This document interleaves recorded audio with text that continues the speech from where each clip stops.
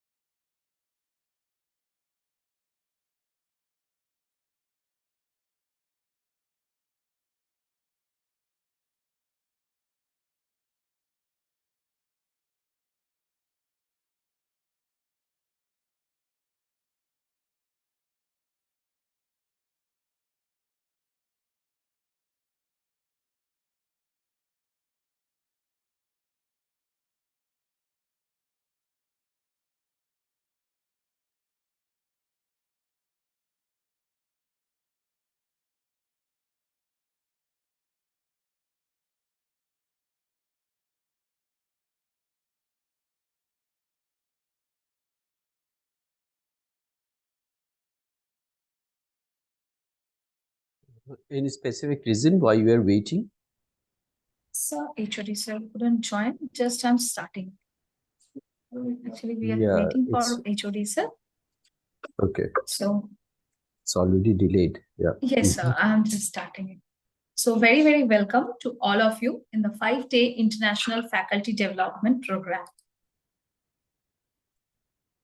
So the Faculty Development Program is organized on the theme Effect of Generative AI in Modern Research and Industry, organized by Sister Nivedita University, Kolkata, West Bengal, India, by the Department of Computer Science. As it is a 5-day program, it is starting on 29th of April and up to 3rd of May, we will be having the program in same schedule.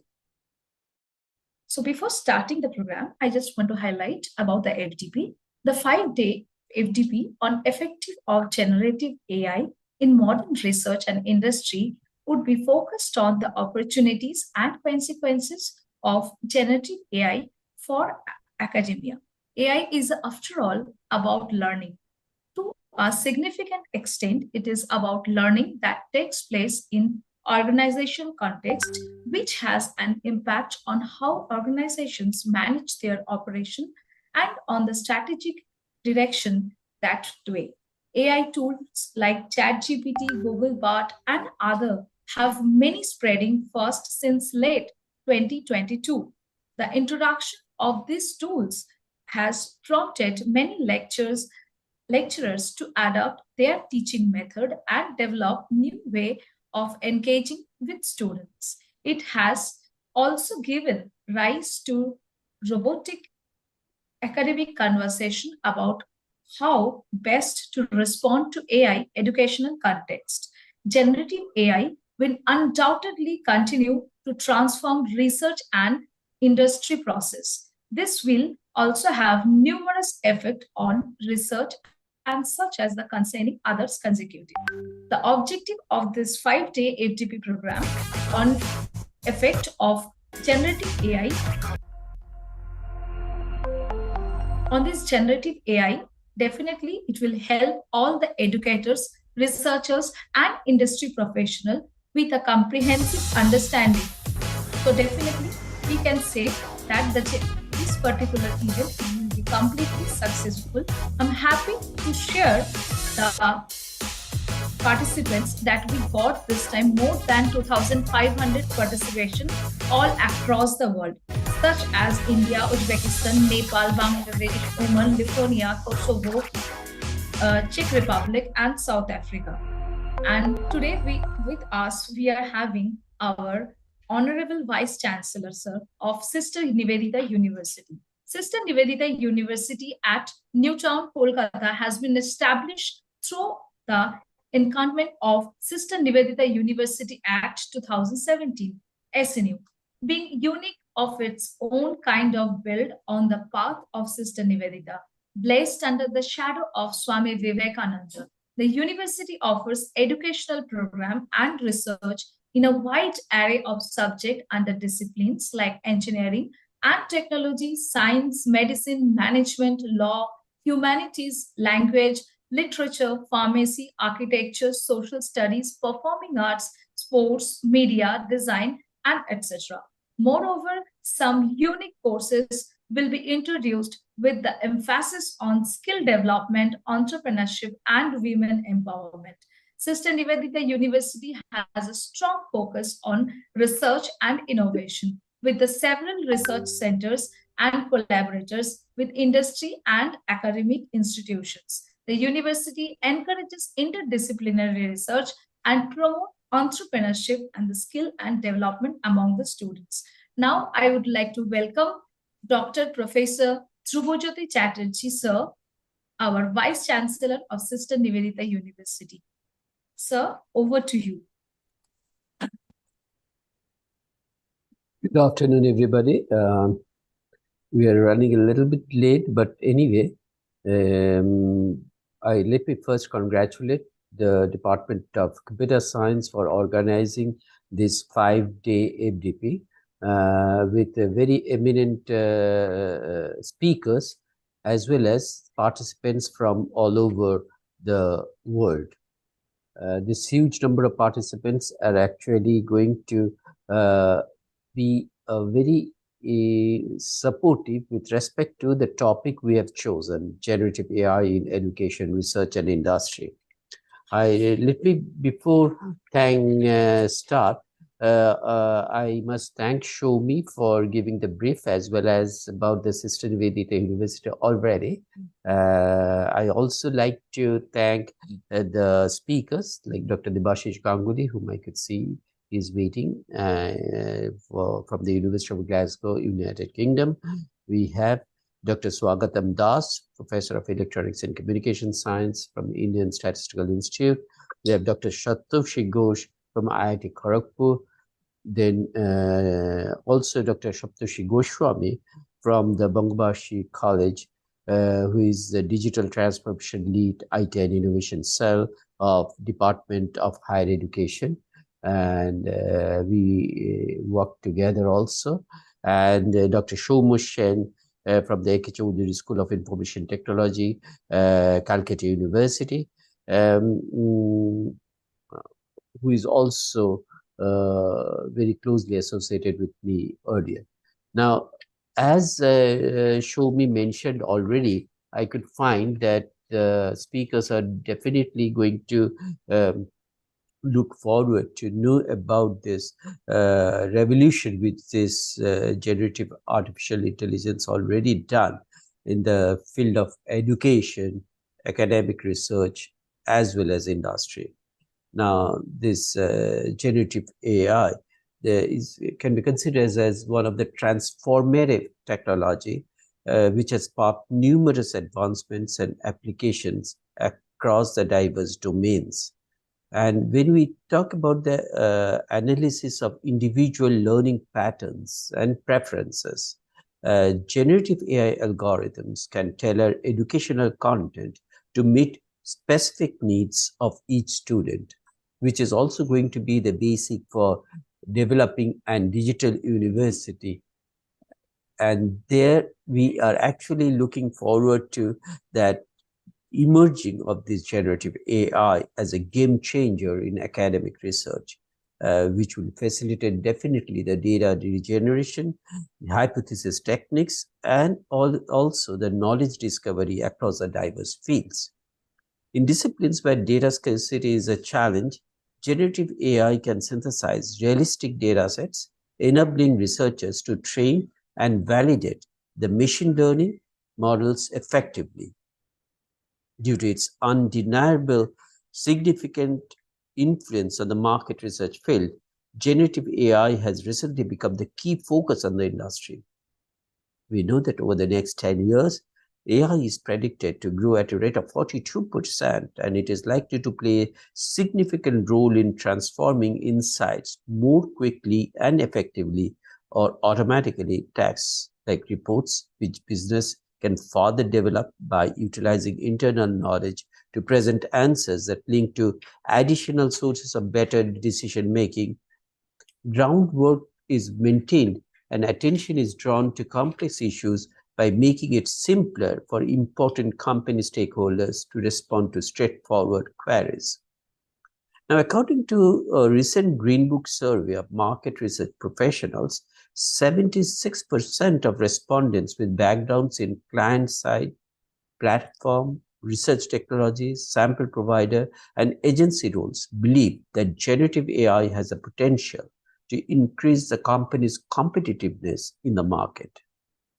So we can consider generative AI is driving profound transformations across, and this technology contributes to evolve. Its impact on society is poised to expand, reshaping how we learn, conduct research, and innovate in the years to come.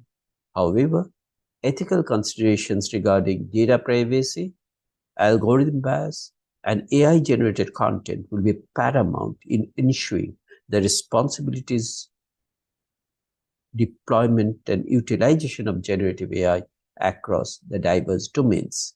With these few words, again, congratulating everybody, to all the participants who are joined with us today, and looking forward to a very successful FDP for the 5 days. Thank you. Namaskar. Thank you, sir, for your valuable words. Always, it has been very motivational for all of us whenever we try to organize any sort of event. So, I would like to request the head of the Department of Computer Science, Professor Dr. Anil Mitra, to serve.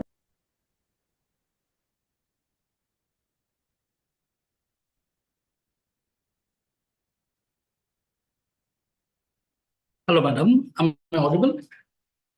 Yes, sir, you are.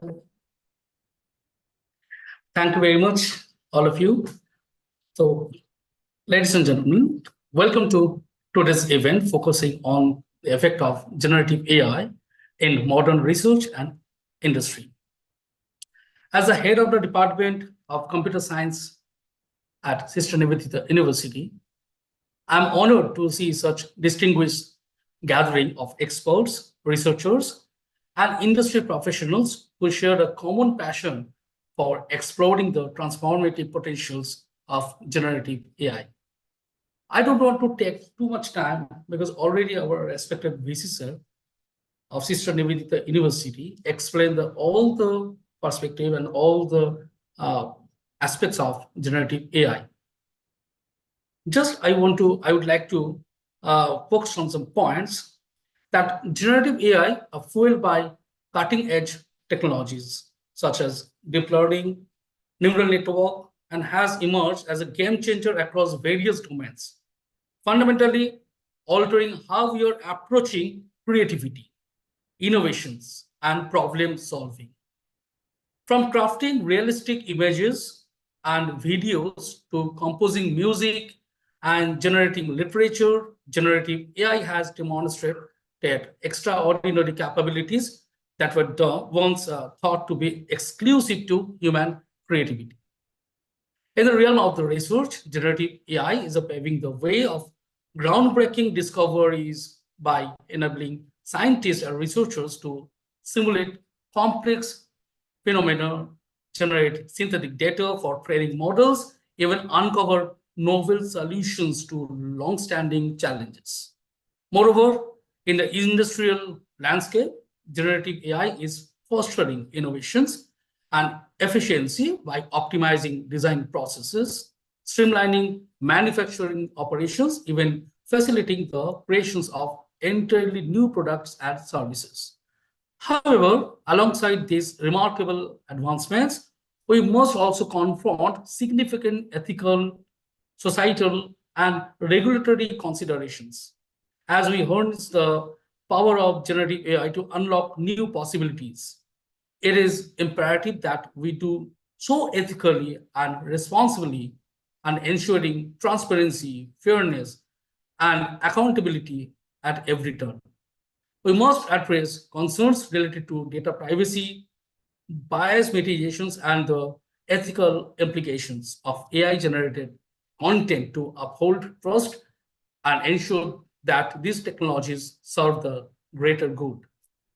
Today's gathering provides a unique platform for us to exchange ideas, share insights, and collaborate in leveraging the full potential of generative AI for the betterment of society. I encourage each of you to actively engage in discussions, interact with our esteemed panelists, explore how we can collectively shape the future of research and industry through the transformative power of generative AI. Once again, I extend my sincere gratitude to each of you for gracing us with your presence today. Let us embark on this journey together, embracing explorations, innovations, and responsible stewardship of AI for the benefit of all. Thank you all. Thank you very much. Namaskar. Thank you, sir, for your motivational speech and all the way you have supported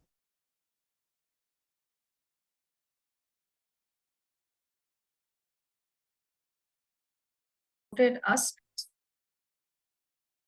So, doubt you, it is very difficult definitely to organize such event. Debashis Ganguly. So just check that you can unmute yourself. Okay, yeah, I thought I lost your voice for a bit, but yeah, I could go ahead and share my screen. Let's see if everything works or not. Can you see my screen? So am I audible to you? Yes, now you Yeah. are. Can you see the screen?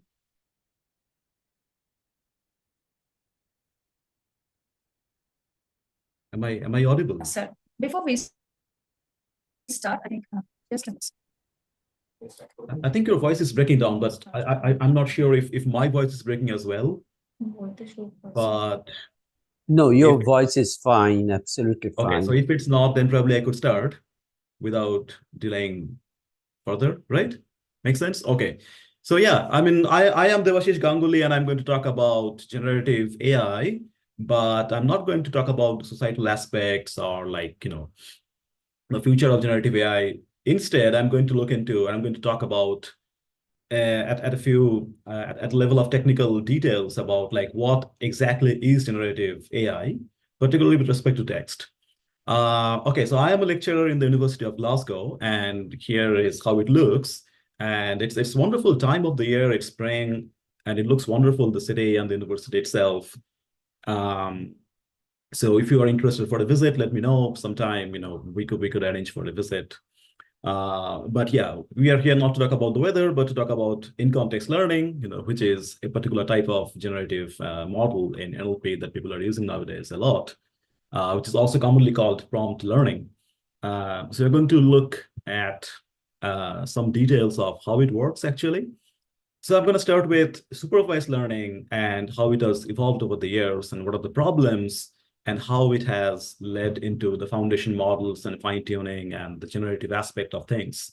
So as to say, like what are the advantages that in-context learning offers in comparison to supervised learning. We will talk a bit about that, and then we'll talk a bit about retrieval augmented generation, which is somewhat similar to in-context learning, but a bit different. So we'll be talking about the differences between them.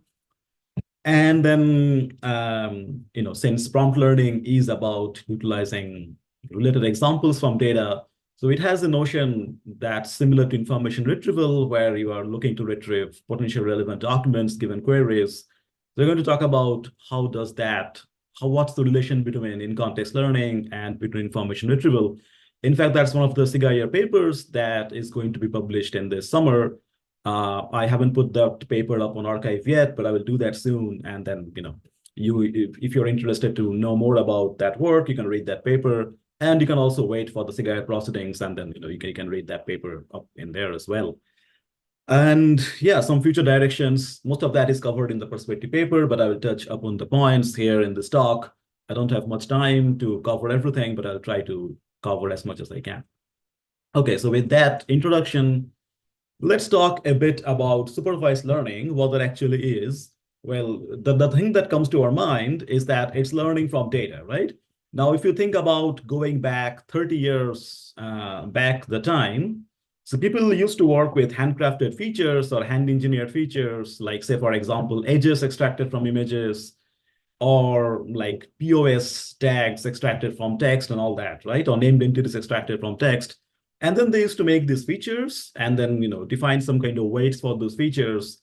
And then they used to have, a hidden layer or, some either it was multi-layered or even a single layer of logistic regression was, something that people used to do. So you used to have examples from this data. So, if you imagine that your data is X and then, you had Y's, which were, either real numbers or categories. And then from these examples, you are then going to tune the parameters of your model, by gradient descent usually, and to be able to optimize this on the training set. And in the hope that, your training set is representative of your test set as well, of what you expect in future. And then, you're hoping that the model will generalize well to some unknown data, right? So if you look at these figures over here, so, depending on the complexity of the model, like how many layers to put in, you could have different complexities in the boundary that you are trying to learn.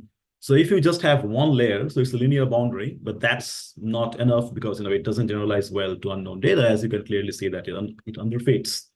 the actual distribution of the data. Whereas the main problem, with using too complex networks or too many parameters is that it can easily overfit your training data. And then the thing is that it doesn't generalize well to unknown instances, right? So that is a problem that people have faced over the years of using too complex a model. So the right thing to do will be to achieve a trade-off between the two. I mean, not go for underfitting and not go for overfitting, but to have a balance between the two, which is just about the right fitting that you want to do. So there has been approaches that people have tried, but we'll come back to this again. But this is, a very generic overview of supervised learning works in practice that you learn from your data. And one thing that I'd like to say is that, okay, so you used to work with features 30 years back, but nowadays we explicitly work with data. And we usually have neural networks that will extract the features for us. It's called pre-training, but I'll talk about that in the subsequent slides later on. Okay, so let's now talk a bit about text processing in particular, because the previous slide was a bit generic representation of supervised learning, but we are not here to talk about images or some other modalities of data. We are here to talk about text explicitly. So if you think about standard classification, a standard task in text processing, which is text classification, an example of which could be a movie review classification, right? So you are given a movie, and then you want to determine, let's say, for the simplest case, if it's a positive or negative review, right? So it's a binary classification, but the input is some kind of review text, and the output will be like, what's the sentiment or what's the review? How is the movie like? Is it good or is it bad? So what people used to do maybe 30 years back or 20 years back was they used to represent words as features, but then these features were extremely sparse. So we can imagine that if you have got n documents, and out of those n documents, if you have got v number of unique words, then you used to represent every word by a one-hot vector. So the simplest way to imagine this will be a two-dimensional space where this will correspond to the axis, right? So if one of the words is corresponding to the x-axis, the other word will correspond to the y-axis, and you can clearly see that they're orthogonal to each other, right? So if you find the dot product of any of those two words, like say, for example, this word and this word, if you take the dot product, it will be 0, which means that all these vectors are orthogonal. And then they used to feed these as inputs to the model. And with something like the layers of networks, just like we had seen here, you should be able to learn with examples that, what is the review of a movie, right? Now, there are inherent problems with that. The main problem is that it overfits to your training set, and it's very difficult to generalize for other domains, right? So what people thought is that maybe there's a way to learn representations of words that span across a training set. And this whole idea has led to evolving, the pre-training phase of the recent models that we all see. So this all led the idea to foundation models, which we'll talk about. Okay, so what is the key idea? The key idea is that you throw in lots of text, and then you believe that a word is known by the company it keeps. So say, for example, if you have the word bank, now if I'm talking about bank in the financial sense of the term, you expect to see terms like money and all those things in its context, right? Whereas if I'm talking about riverbank, then you expect to see some other words belonging to a different sense into its local context. So every word, if you make use of the local contexts, you can learn a representation of the word in the context of that locality, right? And then we can learn this during the pre-training stage, right? So it doesn't need any labels. I mean, I just can throw lots and lots of text. I can throw in Wikipedia, I can throw in the entire web, and I could see like, how does a word correlate well with its local proximity of other words, right? So this kind of captures that words are not orthogonal. So the problem with the one-hot vector model is that we're assuming that words were orthogonal. So there was no semantic meaning between, there was no way to capture the semantics between words, right? So there is some, it's unfair to say that money and bank are completely unrelated. They're completely orthogonal. It's not a realistic assumption. But with this kind of technique, when I'm like trying to train this on lots and lots of data, with the local proximities or the local contexts of words. So it's possible to take into account the semantics of the words.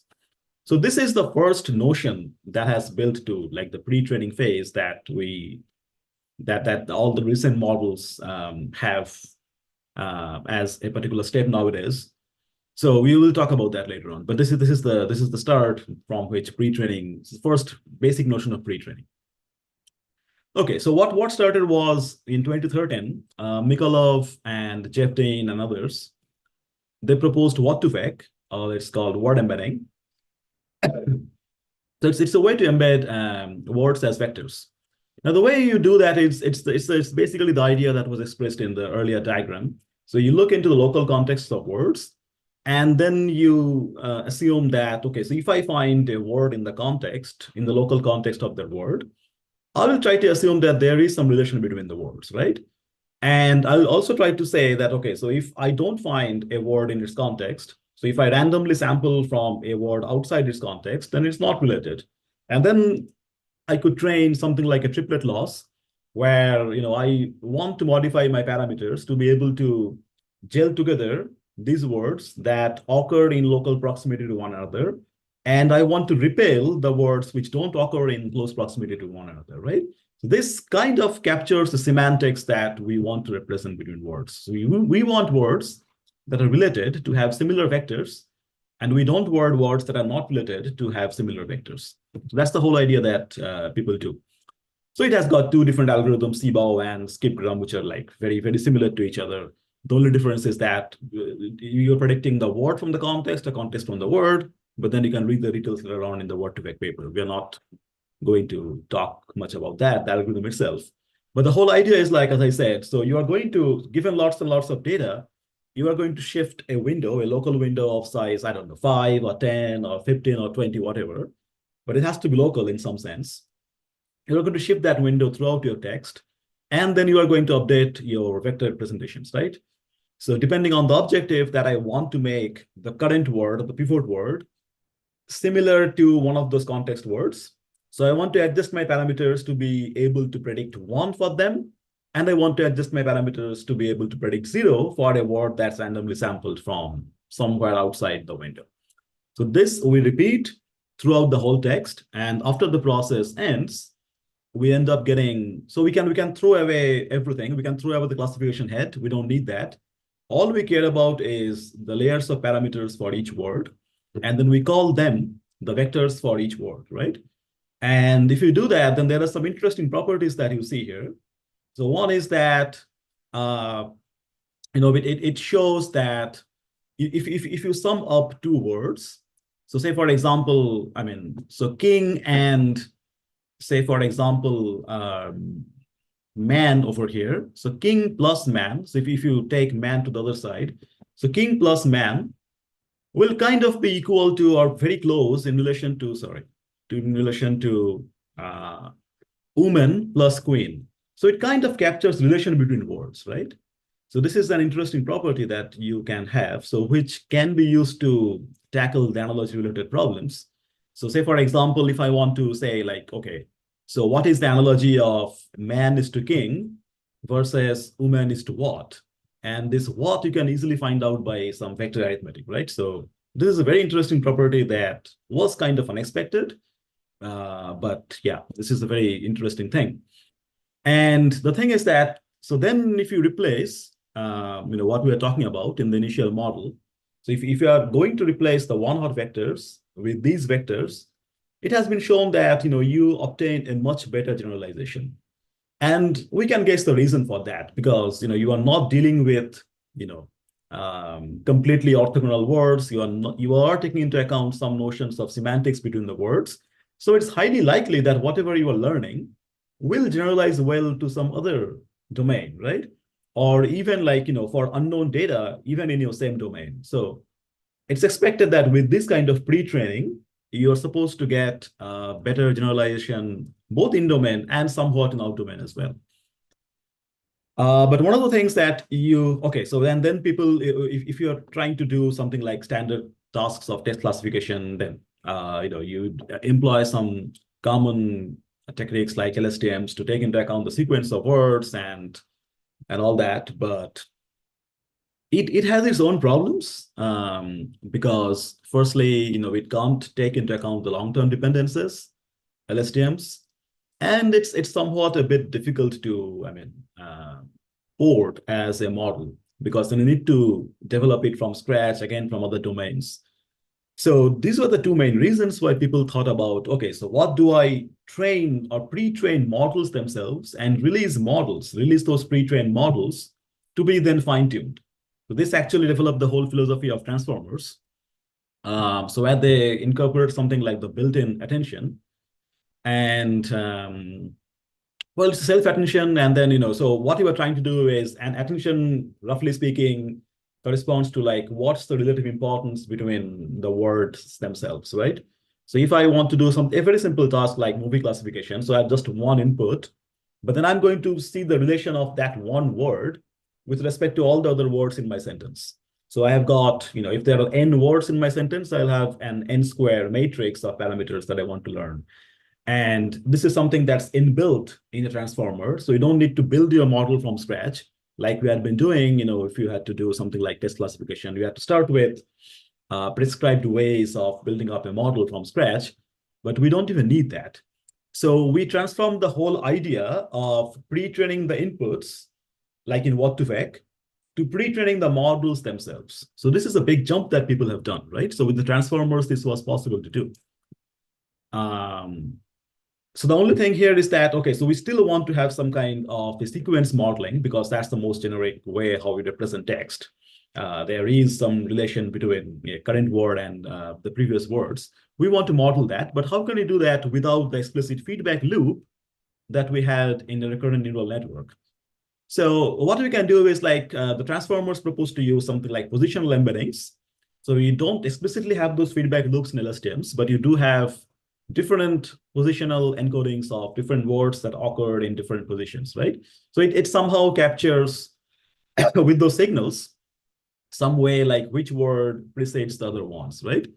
But this is all again a part of the model itself. So all you need to do is to fine tune your model parameters and for your particular task, and then you are done. So yeah, as I said, so basically we have evolved from pre-training the data to pre-training the models, and these models are then released that are pre-trained on large amounts of data. And then depending on your data set, you then fine-tune. The process is called fine-tuning, but it's training those parameters on your examples. You then retrain those model parameters. So the models start with some initial notion of like something that it already knows, and then it tries to refine its knowledge. So if you think about this carefully, this is how generic learning should occur. You should learn something that's not specific to your task. So when you ask a child to read lots of text, basically, he goes and reads lots of text, but then by reading all those text, he gets the benefit that he can read some other text that he hasn't read yet, right? So he develops some kind of a generic understanding from the data that he has read. This is the whole philosophy of going from like models that are trained from scratch to models that are pre-trained on lots of data in the hope that they learn something that's generic. And then again, you can again come back to some particular task, and then you can it will be easier to train that model on that particular task. So if the child already knows how to read, you can then give him some text to read that he hasn't read, and then probably you can ask questions from the text, and he would be probably better at doing that task than if he starts from scratch, right? So this is the whole idea of pre-training of models. Okay, so roughly speaking, there are three different classes of models: encoder only, encoder decoder, and decoder only, depending on how you pre-train and what parts of the model you end up using in the fine-tuning phase. Okay, so let's talk about BERT. So BERT is a very simple model, which is an encoder type model, and the pre-training task here is about predicting a word that appears in the context. So it's pretty similar in nature to the What2Vec learning objective, but it's a bit different here because you employ the model itself to predict that masked word, and you randomly mask words from some text. But this is done with the transformers, right? So, which means that the vectors that you learn are not independent for each word. So the vectors also depend on the context.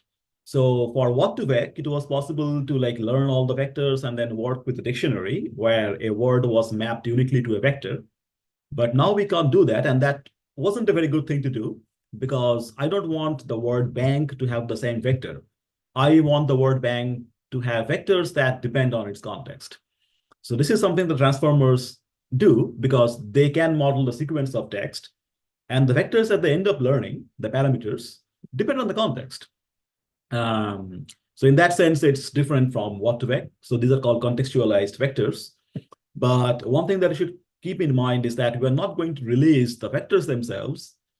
We are going to release the model itself. So you're training the model and then release the model, which you can download from Hugging Face or whatever. And then you can further adjust the model parameters depending on your task. Okay, that's the whole idea.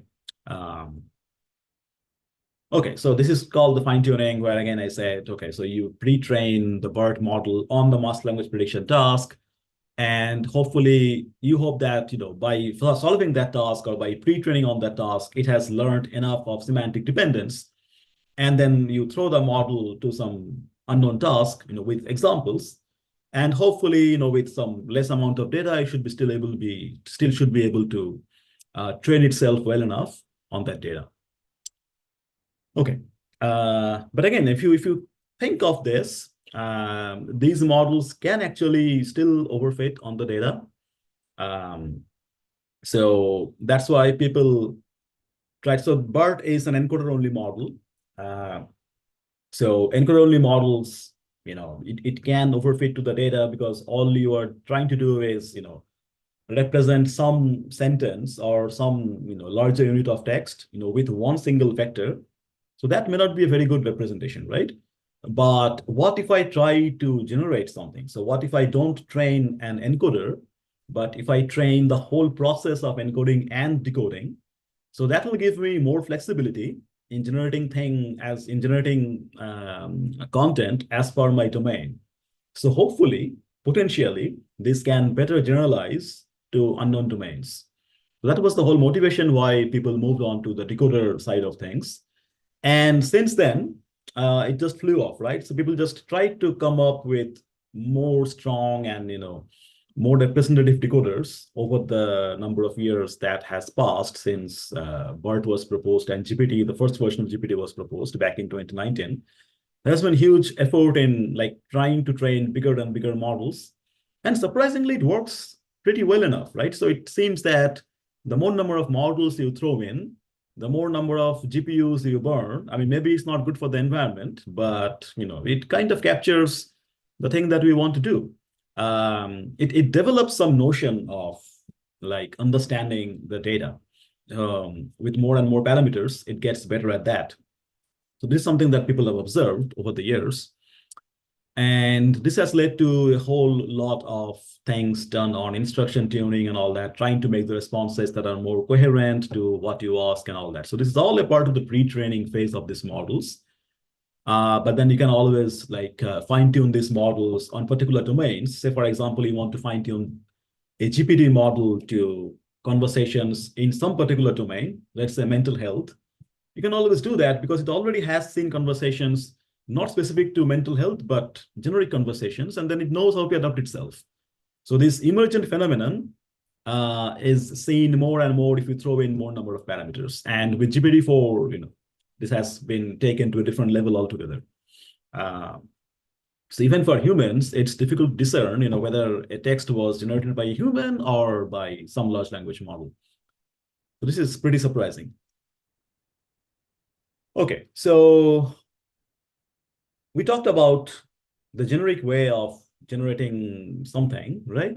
So these decoder models, if you use them, they can generate text. But what about solving some classification tasks with them? How do I use those decoder models? Well, one thing in mind is that, okay, so for encoder models, I can release the model, and I can then, it's pretty easy to fine-tune that model on some labels. So if you take the BERT model and if you throw in labels, it's pretty easy to adjust those attention parameters and so that the attention parameters fit to your data set. That's quite easy to do. But what do we do for decoder models? Because it's still going to predict something like a decoder does. So it's going to generate something. Now, text classification is not a generative task. Text classification is like you need to predict the labels. So how do I use a generative model for classification tasks or for some other tasks that's not really generative in nature? For summarization, I can understand that, okay, so you just use whatever is being generated as a summary. That's okay. For question answering, I can understand that, but what about classification tasks? Can we do something like that? So this is the whole idea that led to prompt learning. So in prompt learning, I'm still going to use a generative model, but I'm going to interpret the generation in a different way. So think about this like, okay, so you throw in the movie text, and then you ask, this movie was at a mosque, right?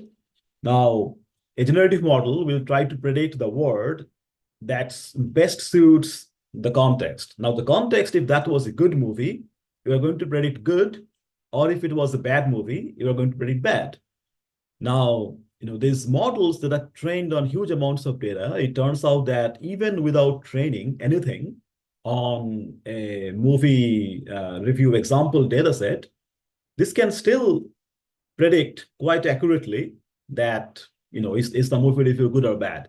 So just by invoking the decoder model and just by trying to predict one single token, it can still predict if the movie is good or bad. Now, one thing that you should remember here is that there could be synonyms, right? So I could describe a good movie as good or positive or wonderful or something. And I could even have similar synonyms for the negative class. So all you need to do is to define an equivalence class of words. So if you say that, okay, so I am going to interpret these words as the positive class, and I'm going to interpret these words as the negative class, and then that's it. And then if the model generates something, you just take into account the probabilities of those words, and then you can do your prediction. So this is a simple zero shot. So this is called zero shot because you are not really training anything. It's completely without training. So this is zero shot performance of prompt learning, where you need to provide an instruction and you need to look for an output and you need to interpret the output that suits your task. So this is the whole idea of few shot learning or in-context learning or prompt learning. Well, this is not few shot learning. Few shot learning is examples, but this is the whole idea of like in-context learning. Okay. And as I said, you can apply this for multiple different tasks. Can be question answering. So say, for example, all you need to do is to devise a suitable prompt. So if I say JDK is developed by, and then you hope that the large language model has seen enough of data and it has worked out the most likely answer to that question, because it has seen lots and lots of JDK with Oracle. So it has figured out that that's the most likely word that I'm going to predict in this context. And it turns out that that is the correct answer. So that's how zero shot works for slot filling or for question answering. For summary, okay, so it has seen lots and lots, so it knows how to respond to human conversations, and then probably it has seen data on like, how you want to summarize your data. So it figures out a way of like extracting out the informative parts from your data and then just generate something. So yeah, so this is all like zero shot exploitation of large language models. Now, what is then few shot learning? Okay, so zero shot learning is good because you hope that it has seen enough amount of data and then it can kind of generalize well to any task that you throw at it. But you might do better because your task could have those latent characteristics that you still want to train your model with. You want to inform your model that this is what my data looks like, and then probably the model should be able to adapt itself to that data effectively, right? Now you rely on the adaptation capabilities of the large language model, but then the question is, how do you actually like invoke that adaptation process, right? So what people do is people work this out with examples. So again, for any training on a particular task, you have examples of data and labels for that task. And the model is pre-trained on large amounts of data that's not labeled. But then what if you throw in some labeled data at it and then say, hey, so this is the task that I want you to do, and these are some of the examples. Now consider the example of summarization, right? So if you just ask a large language model, let's say a GPT-3 model, that in a zero-shot manner, that, okay, so here is the content, just summarize this for me. Do you really hope that it will give you very good results? Probably not, because more so if your data is from a different domain altogether, right? So if it's a very niche domain like mental health, it doesn't have that much of training data, the things that it has seen before on which it's trained. It's a very small proportion of the data on which it's trained. Maybe it's not a very good at summarizing mental health documents or something else. But the thing is, if you throw in examples that, hey, look at this is an example of how you summarize a mental health document, then probably it has the enough representation capabilities of figuring that out and then how to summarize a new mental health document. So this is the idea that you throw in examples from your data set specific to your domain, and you put that as additional context in the question or in the prompt that you are inputting to the model. And that's why it's called in-context learning. So this additional context that you are throwing in kind of guides the model to predicting better, towards better prediction. Now, this is philosophically different from supervised learning. So in supervised learning, we try to adjust those parameters depending on my examples by gradient descent or other algorithms. But this is different. Here, we are not training any parameters. The LLM parameters are still frozen, right? All we are trying to do is we are trying to control the decoding process itself. Because obviously, if you're throwing in some other input, then the decoder's output will change because it depends on the context. Whenever it outputs something, it's a function of the previous things that it has seen before, right? So in my current input, if I throw in other examples that correspond to my domain, I believe that, or the hypothesis here is that the model will adapt itself effectively given those examples. And usually it's the case that the examples, and if they're similar to the data itself, then that probably helps. And the same reasoning, you can, like, there are other variants as well, where you can like feedback the output of a decoder's model back into itself to get a bigger context. And then, this is called a chain of thought prompting. So this has the very intuitive human interpretation, because if you quickly think of something, maybe, you are jumping to conclusions, right? So that's what humans do. Humans have these biases. So if we want to save cognitive effort, and then if we are not really invoking our logical mind, we may actually jump to incorrect conclusions.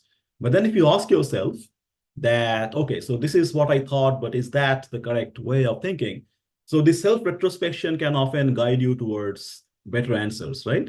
So the whole idea that the community tried to use here is the same based on the human biases, that why don't you throw what the model generates back into itself, and then probably the model will be able to figure out a better response, right? So this is called the chain of thought prompting, that you build on your thought. And also, like, when you are not sure of the answer, you can come up with different answers in your mind and then try to weight all those answers, with the likelihood, like which one is likely to be more correct than the other ones. So it's this reliability of the responses that you generate, which can also be useful as well. So that's what also people do. They generate not just one response, they generate multiple responses, and then they do something like a chain of thought prompting. So you are like retrospecting about the different answers that you have generated. And then depending on that, this additional context, then you are trying to provide or trying to come up with the correct answer. And wait, where was the other one? Okay, let's find, okay. And okay, so we talked about in-context learning till now, but then there is something called RAG. So in-context learning, as you recall, is like feeding in other examples from your data set. Now, they are usually annotated examples, right? So basically need to know the labels from a data.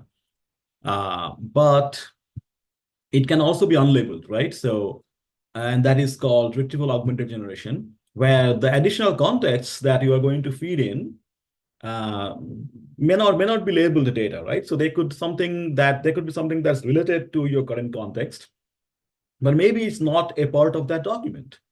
So when you are training these models on big amounts of data, maybe you want more information, maybe from a knowledge base, but that's not there in this document.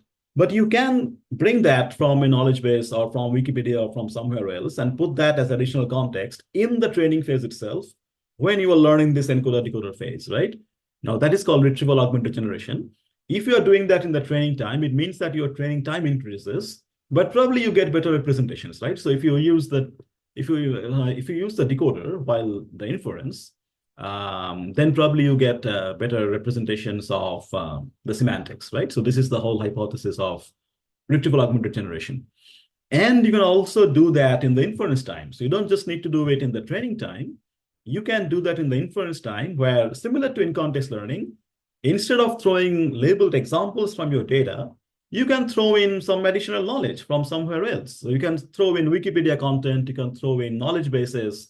If you're able to transform that knowledge-based representation into text form, you can always throw that as additional context, similar to what we had shown for the in-context learning. The only difference is that these won't be labeled examples, but there'll be some additional context, and that's called inference time RAG or IRAG. So this is a simpler technique, where you are not modifying the training phase. The training phase still works with standard data, but then the inference time, you're trying to make use of that additional context, right?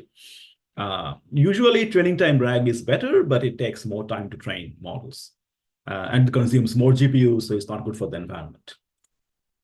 Okay. So as I said, the examples in ICL, they do play a pivotal role. And as I said, you are trying to control the decoder's generation probability in some sense. So you can draw an analogy that this is somewhat equivalent or somewhat related to a KNN classifier, right?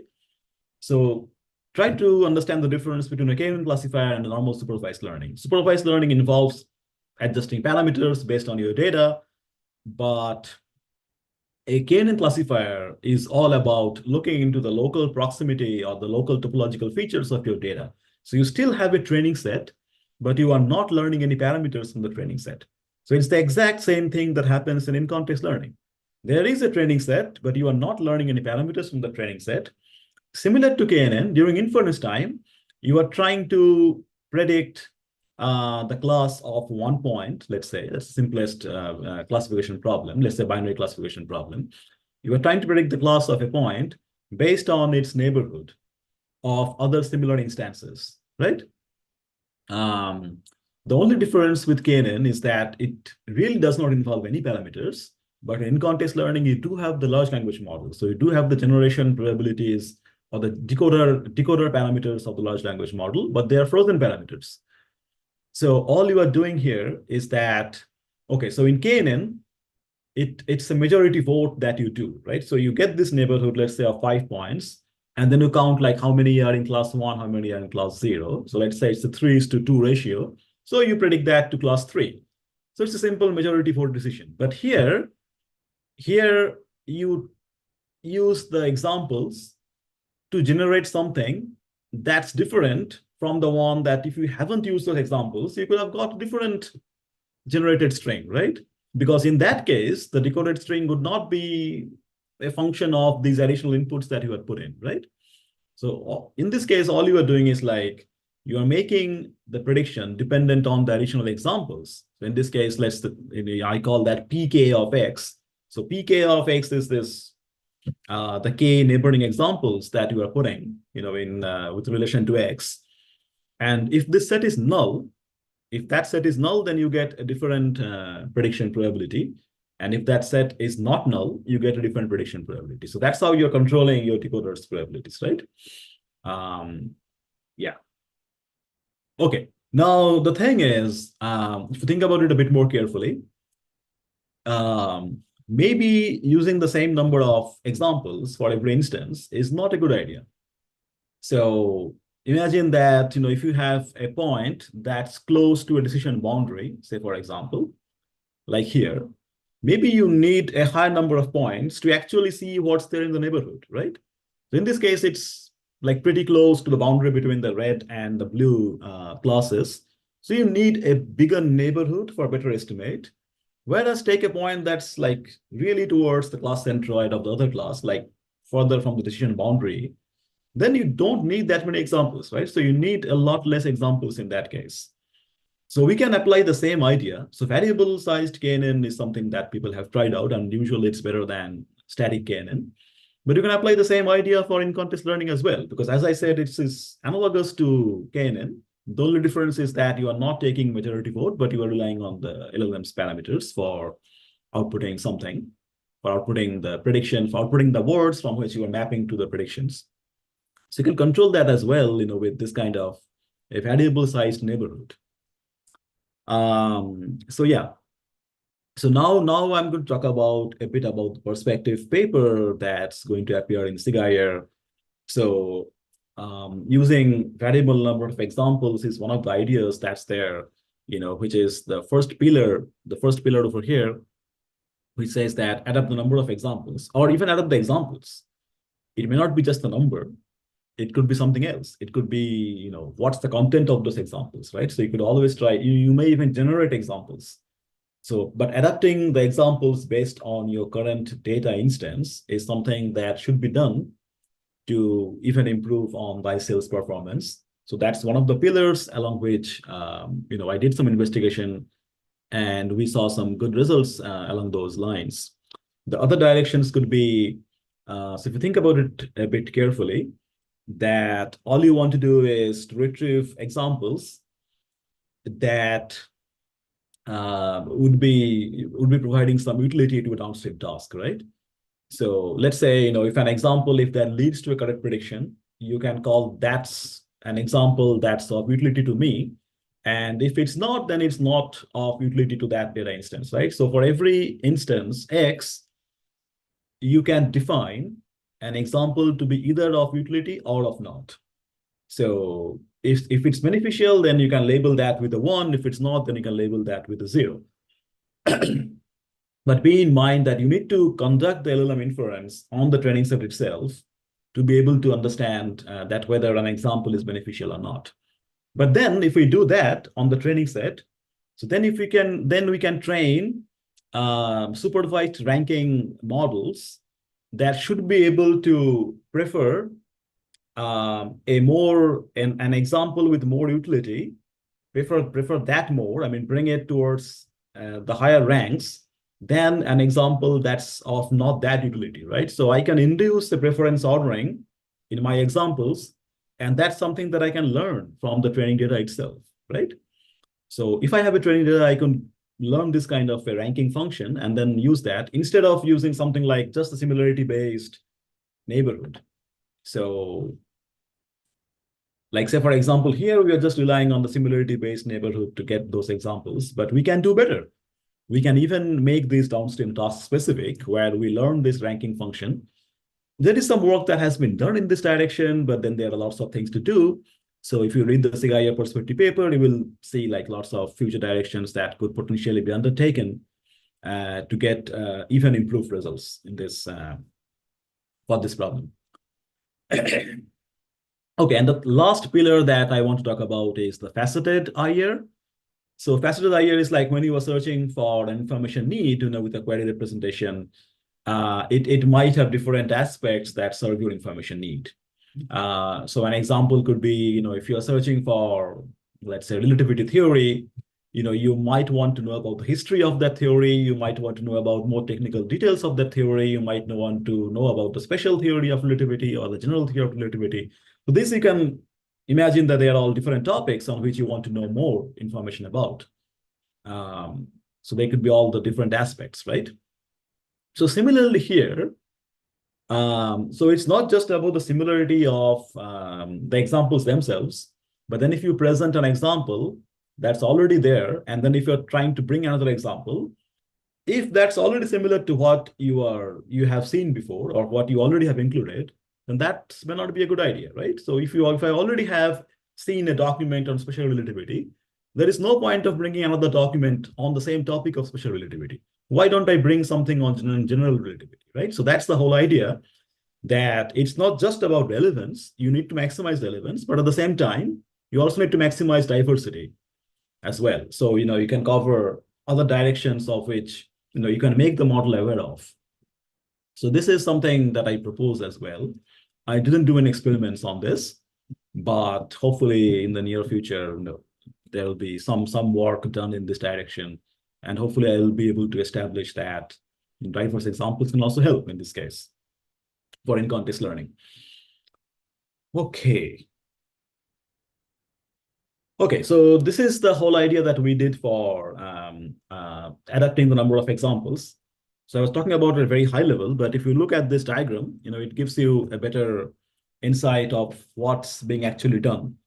So yeah, if you have a training set, with examples of X and Y pairs, so you need to use the training set first to get the neighborhoods, right? So a very simple way of getting the neighborhood is to use textual similarity. So I can use BM25, I can use TF-IDF, whatever, to get the top case similar examples. And then I go through each of those examples one at a time, right? So I go through the first example, I see, if that leads to a correct prediction for that instance X. If it does, I note that Z was useful. I go through Z2, do the same thing, maybe Z2 is not useful. I go to Z3 is useful. I note the predictions. So either I can take the first one that works, like I can take Z1, and in this case, I can say that, okay, so the ground truth label of this particular X is 1, because one example suffices. Okay, so I can do that, or I can walk down through all the, some max number of items that I need to check, maybe it's 5 or 10, whatever. And I can take the one where I get a max confidence in my class distribution. So I can look into the softmax corresponding to my class. Remember, I talked about defining those equivalence classes of words. So whatever words I'm generating or the decoder is generating, I can map back to the classes, and I can compute the softmax distribution of the classes, right?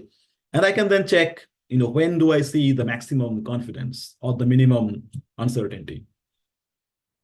And I can take that as my ground truth K value. So for each X, I basically compute a K star of X.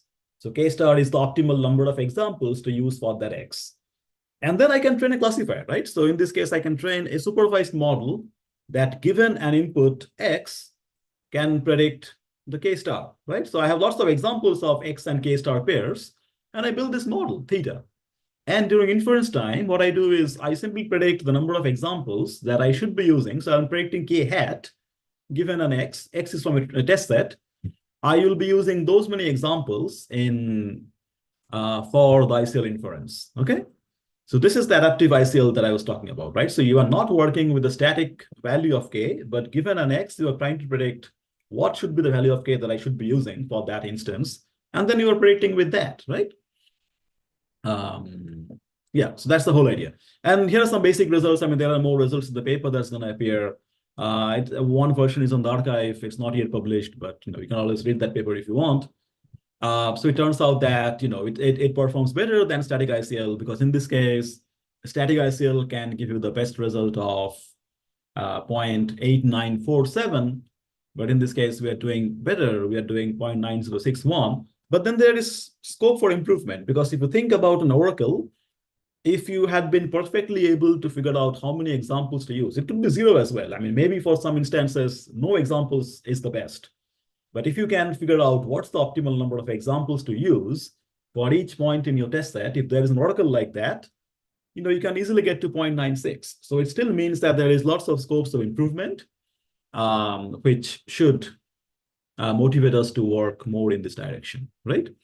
Okay, I think with that, I can conclude. I hope I have been able to give you some understanding of, why did we move on from supervised learning that was explicitly trained on, closed domain training sets. And if you want to deploy that model to some other domain, you had to train that model from scratch again on that domain, with training data. But it's not a very good practice, because out of domain generalization is pretty less. So I hope I had given you that feeling of, why did we even think about pre-training and foundation models and then adapting them to other tasks, with smaller number of examples. And then that whole idea brought us to the decoder models and to in-context learning or RAG or even few-shot prompting, which is about trying to adapt those decoder parameters to guide those decoder parameters with other examples, without any training of them in the first place, right? Or even on your training set. So yeah, I mean, there are lots of questions that remain to be answered. We are living in exciting times and the field is moving fast. So if you as young researchers or as young faculty members are interested to work in this, I think it's the best time for you to investigate some of the cool questions that are lurking around. And if you can pull something off, that will be a very good contribution to the community. So with that, I stop here and then I'm prepared to take any questions. Thank you.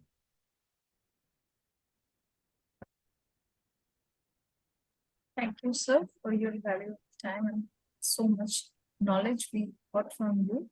So there are a few questions. I would like to first request all the participants that you can type your query in the chat box directly to the host and co-host.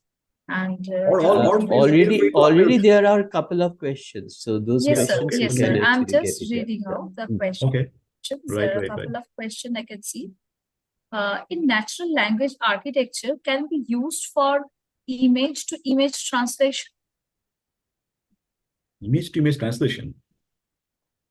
Yes. What do you mean by that? Okay, yeah, I mean, there are models which does that. I mean, all you need to do is to have pairs of images, and transformers are a good. So transformers are not specific to natural language processing.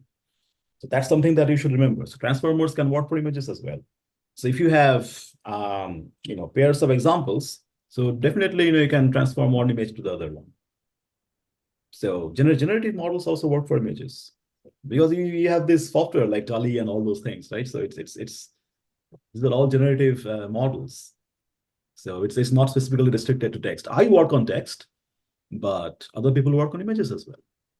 People also work on multimodal data. So it's all there. Sure. Thank you, sir. There is another question by Dr. Corneli Banerjee. Many generative AI techniques that had been developed for NLP are being used in different drug designs technique.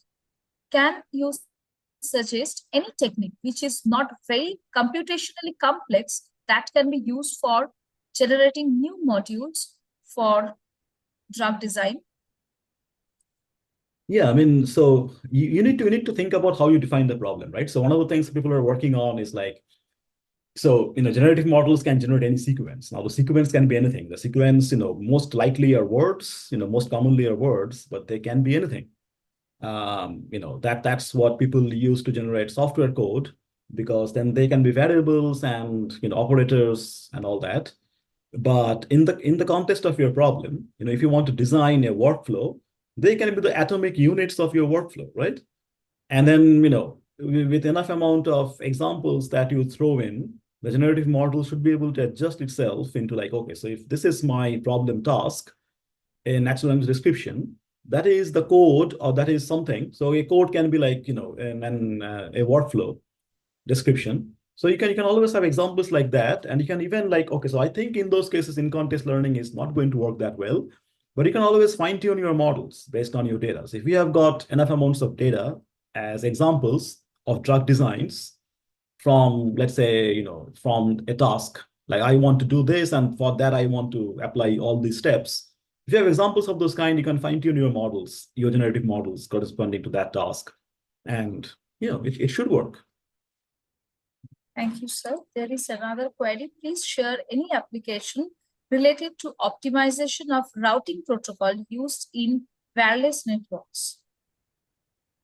Well, I don't think I'm the best person to talk about that. I don't have any idea what optimization problems you're talking about, but usually, if you think about optimization problem, I'd still think that in-context learning is not the best way of, a generative AI is not the best way of solving that problem. I think you still has to be grounded into optimization problem itself, right? So it has to involve some kind of a parameter tuning process, right? So there is another question. As more and more content are daily generated by these generative AI tools, so what is the probability of getting plagiarism in case of research? Yeah, that's a very good question, actually. Okay, I think there are two aspects to that question. I think, okay, whether to plagiarize or not, that depends completely on an individual, right? So I think before the advent of large language models, I think that plagiarism was more of a risk because all you wanted to do was like copy the content explicitly and then paste it in your document. So that was a very, direct plagiarism. But nowadays, I think with the advent of large language models, it's easy for people like those to change the text, and make it more indirect plagiarism.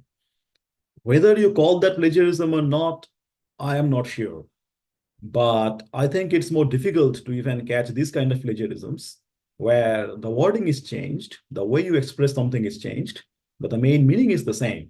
Now, it depends on how informative is the content, right? I mean, if the content is very informative, if the content is very publicly available, so probably it's okay. You are just putting things in your own words.